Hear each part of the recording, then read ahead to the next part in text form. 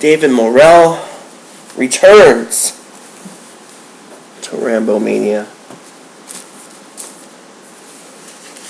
Let's get it on.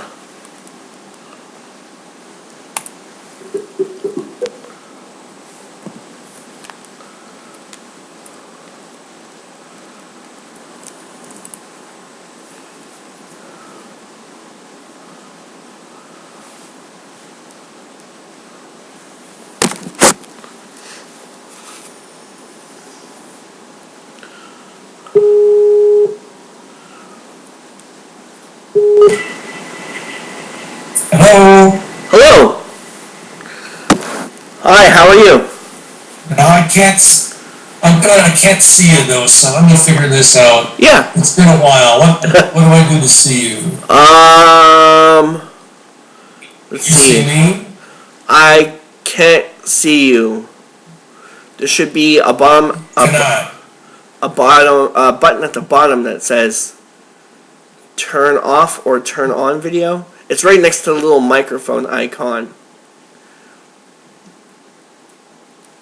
Alright, let me see. Yeah, start video. Alright. Okay. Booting up. Something's coming up there.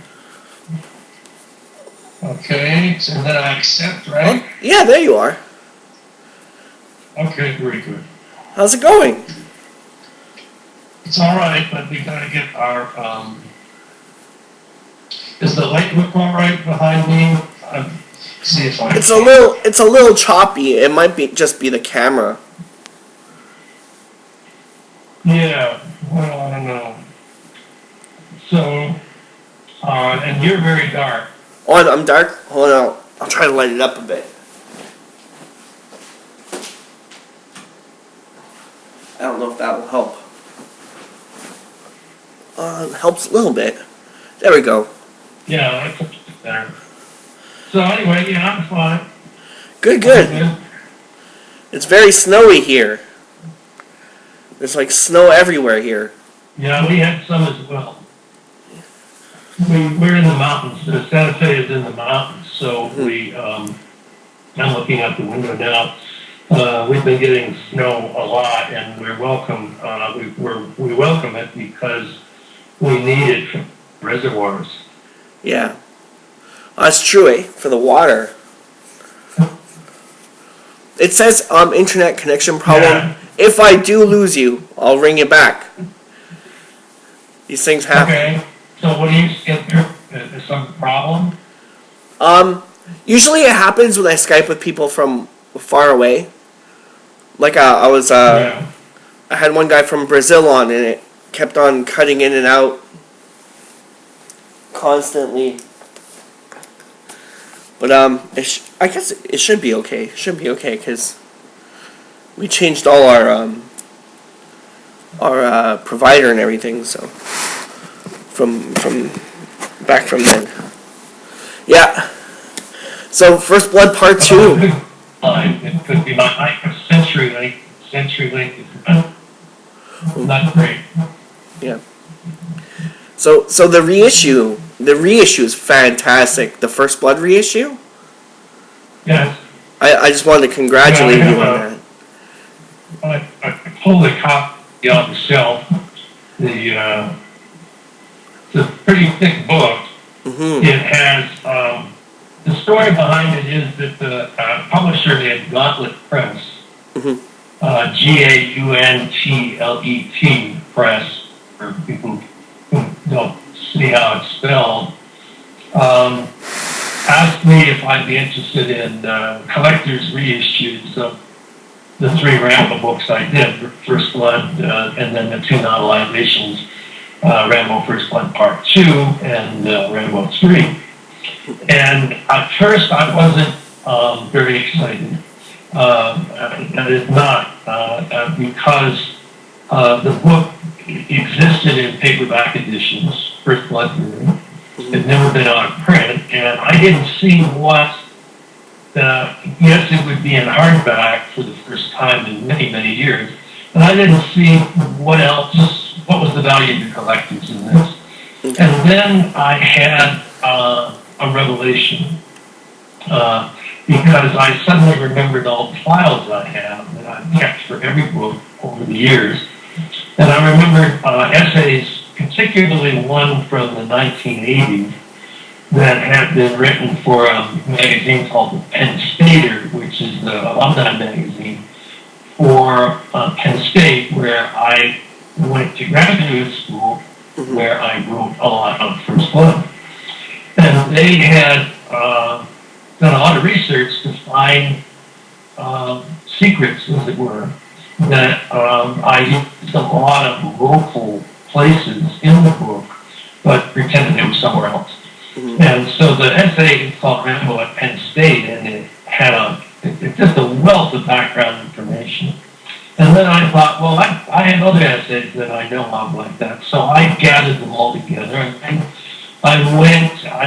in my searches, I found a box of manuscripts over this way underneath the shelf that I hadn't looked at since I moved here to Santa Fe, New Mexico in 1992.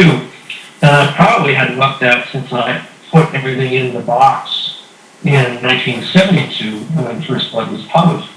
And so I found the first chapter of the novel, which was never published. The book originally began in the middle of the story with the chase. And so that's the insecure first novelist that I was. I thought, well, I have to start really exciting. So I began with the chase and quickly realized that the readers didn't know who the characters were, so why should they care? And I had to start much earlier. But there was this very well-written first chapter in which two guys in a helicopter are looking for Rambo and finally see him and start to shoot at him. And I thought, it's a shame not to use this. So the book then contains not only these very informative essays, but this first chapter that had never been published. And then we had photos of the editions that I particularly liked, the covers that I thought were the best. And on, when we were done, it was and photographs that I had taken too that survived from 1968 when I started the book and was doing photographs of locations that I wanted to use, particularly the police station in the town near Penn State. So anyway, it was, once I got the idea, I got really excited. I thought, this is archival. I was a professor, and I'm always interested in scholarship and having research items available. So I thought, all right, I'll put together, what I think are some essential elements. So thank you. It turned out really well. Yeah, amazing. Like when I got that in the mail, I just chopped through those last 100 pages. Like all that stuff that's in there is great. Did you get there are two editions? These are pricey books we grant, but it's a small publisher. There's no major publisher that would have released this at this point in the way publishing works now. So it was a small publisher, and so they had to put a price on it that would allow them to make a profit, given that they were printing only 500 copies. And then as you know, I think you know, there was a further edition of 52 copies that were kind of deluxe, and that's the one that had the photographs in and all that. But and that was more expensive, as you're aware. Which did you get? I got the lettered edition in the case, the tray case and all that. Yeah, that was phenomenal. That was phenomenal. If I had my brothers, I would have had only the one edition, and it would have been more expensive, but people could have had access to it. But it wasn't my decisions about how to release it. But in either version, it's still pretty impressive. Oh, it was amazing.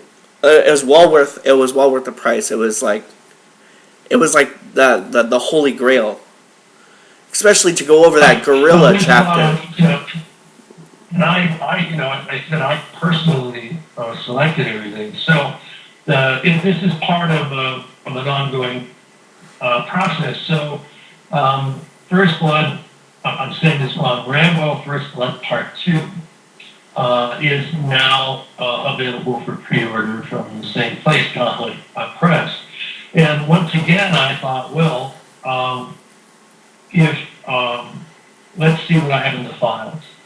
So there were you can't talk about Rambo First Blood Parts without talking about, because it's based upon a screenplay that I did not write. But anybody who knows the novelization is aware that it is almost not the movie. It's very close, but it's not the movie. I did not want originally to do the novelization, and the production company, Carolco, really wanted. This was in the '80s when they were very good promotional devices. And so Carolco said, we really want you to do it, and I'm the only one who can write books about Rambo. So we worked out a deal where I would use the shooting script, and then I would use, there was an earlier script that was not used. It was written by James Cameron of Terminator 2, etc., fame, Avatar fame. But in those days, he wasn't James Cameron as we know him. He was a screenwriter. He had written and directed the first Terminator movie, but he was not yet the guy who won Academy Awards and things. So the script had been written with Sylvester Stallone and a sidekick in mind. John Travolta Sly had directed John Travolta in a movie called Staying Alive, which was the sequel to Saturday Night Fever. And they worked well together, and they thought, all right, we'll put the other actor, Travolta, in a secondary position, and it didn't work out for whatever reason. So the script was not used. But apart from that, the script had a lot of good stuff in it. Particularly an opening in which Colonel Troutman gets out of a military vehicle and walks into a hospital. And we gather after a while it's a mental hospital. And on the first wing, people are just watching TV, and then the second, people are actually doing baskets. And he descends into the bowels of this institution where there's an armed man outside what amounts to a prison door. And the armed man says to Troutman, he broke the light again and he's the fucking Prince of Darkness. And what a line, right? There's a lot of great lines in that script. It's a great line. And Troutman's going to go in to talk to him, but the guard says, I better go in with you and bring the gun. And Troutman says, no, it's all right, he won't harm me. And he goes in, and the story starts. It's there that he's offering him the chance to go to Vietnam and to do the reconnaissance on the POWs there. So the producers told me that they felt it would be a tactical mistake to begin the film that way because it made Rambo sound crazy. And so the script, except for the plot, was discarded. But the shooting script that I received was very thin. It was 86 pages. And it had lines like, Rambo jumps up and shoots this guy, Rambo jumps up and shoots that guy. And I said, well, I can't do anything with this. And I said, what else do you have? They said, well, we have the James Cameron script. Oh, really? Send it to me. And I thought, there's a lot in here that I can use, especially that opening.